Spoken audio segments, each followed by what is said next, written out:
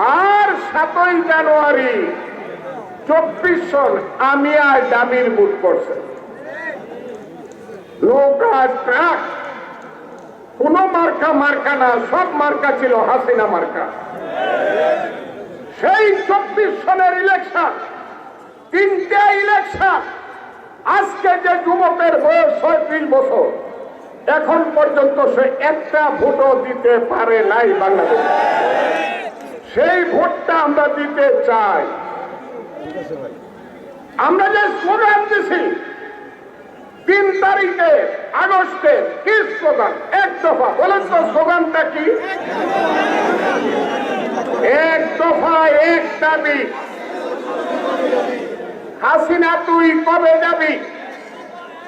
ইউনূস সাহেব, আপনি আমাদের মাথার মণি, আপনি ফ্রান্সে ছিলেন, আপনি শুনছেন দূরে থেকে, কিন্তু বাংলাদেশের এটা আল্লাহর নামে সত্য বলছি, একটা স্লোগান ছিল এক দফা এক দাবি।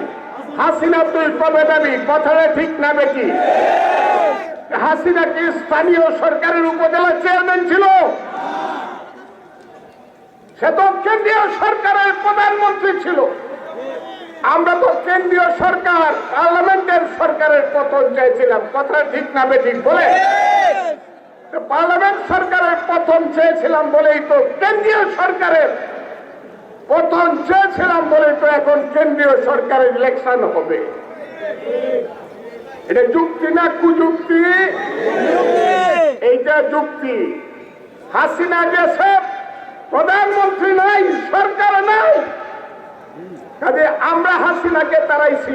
প্রথমে হবে প্রধানমন্ত্রী, হবে সরকার, হবে পার্লামেন্ট, হবে তারপরে স্থানীয় ইলেকশন হবে। বন্ধু, এর বাইরে যারা রং বেরঙের কথা বলে, রং দেখছেন, রঙের ডিব্বা তো দেখছেন না। বেশি বাড়াবাড়ি করেন না, বেশি বাড়াবাড়ি করেন না। বিএনপির লাই চোখ দেখান না। 18 বছর বিএনপির ডানার নিচে লুকাইয়া ছিলেন। দেশনেত্রী বেগম খালেদা জিয়া শাড়ির আঁচল দিয়ে সন্তানের মতো লুকিয়ে রেখেছিল। এখন একটু সুযোগ পাইছেন, আর এমনি স্লোগান দেওয়া নৌকার দানের শীষ 2 সাপের 1 বিষ। হ্যাঁ, আপনারা তো মুনাফে। আপনাদেরকে যে আশ্রয় দিয়ে পারলো, সামান্য একটু সুযোগ পাইছেন, সব দখল করে ফেলছেন।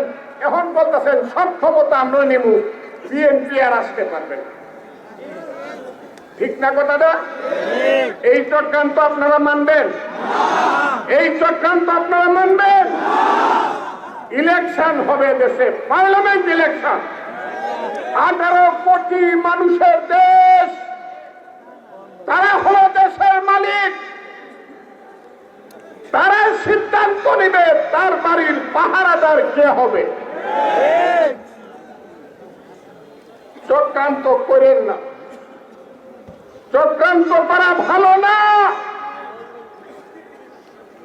আমি বলি সব সময়, হাসিনার সময় ছিল গভীর অন্ধকার, কিন্তু টর্চ লাইট মারলে দেখা যায়। এখন হইল গভীর কুয়াশা। এখন 2টা লাইট জ্বালাইলেও গাড়ি চলতে চায় না রাতের বেলা। সব দেশটা কুয়াশা হয়ে গেছে। আপনার কাছ থেকে বাংলাদেশের মানুষ এটা আশা করে না। আপনি বাংলার সুসন্তান। আমি বলি 10টা মন্ত্রীকে, প্রধানমন্ত্রীকে যোগ করলে আপনি তার চেয়ে লম্বা। আপনি শুধু একজন প্রধানমন্ত্রী থাকার জন্য দেশটা সর্বনাশ করেন নাই। এই ছেলে পেলের কথায় এখনো চুলদারি উঠছে না। হ্যাঁ, আমি ছেলেদেরকে বাজে কথা বলতে চাই না, কিন্তু যে ছেলেরা মির্জা ফখরুল ইসলাম আলমগীর কথা বললে সাথে সাথে বেয়াদবের মতো উত্তর দেয়, তাদেরকে বলি, এক সময় আমি হাসিনাকে বলছিলাম সাধু সাবধান, যারা এইসব করতেছেন তাদেরকে বলছি সাধু সাবধান, সাধু সাবধান, এই দিন কিন্তু থাকবে না, দিন কিন্তু আইসা পড়বে। এই মুহূর্তে ইলেকশন হলে আল্লাহ উপরে, আল্লাহর রহমতে, মানুষের দয়ায় বাংলাদেশ জাতীয়তাবাদী দল, দেশনেত্রী বেগম খালেদা জিয়া এবং দেশনায়ক তারেক রহমানের নেতৃত্বে 2/3 উপরে মেজরিটি পাবে ইনশাআল্লাহ, এটা কেউ চাইতে পারে। সেই দলটাকে আপনারা বঞ্চিত করতে চান চক্রান্ত করে।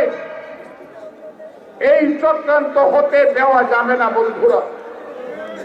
15 বছর, 16 বছর, 17 বছর মা মরে গেছে, সন্তান জেলে, মাকে কবর দিতে পারে নাই, সেই সন্তান ডান্ডা ধরি পায়ে নিয়ে, হাতে নিয়ে মা বাবার জানাজা পড়তে আসছে, তার নাম হলো বিএনপি। বন্ধুরা, 3 বছর জেল খাইতে বাড়িছে, রাস্তায় মিছিল, বাড়িতে যায় নাই, এমনি টেকনাফ থেকে তেতুলিয়া সবাই বলো জিয়া জিয়া, এর নাম হলো বিএনপি। সেই বিএনপিকে বঞ্চিত করতে চান চক্রান্ত করে, এটা হবে না বন্ধুরা। আমি আপনাদেরকে খুব পরিষ্কার ভাবে বলি, বিএনপি আমাদের শহীদ রাষ্ট্রপতি জিয়াউর রহমানের দল। সেই শহীদ রাষ্ট্রপতি জিয়াউর রহমান বাংলাদেশের স্বাধীনতার ঘোষক। মুক্তিযুদ্ধে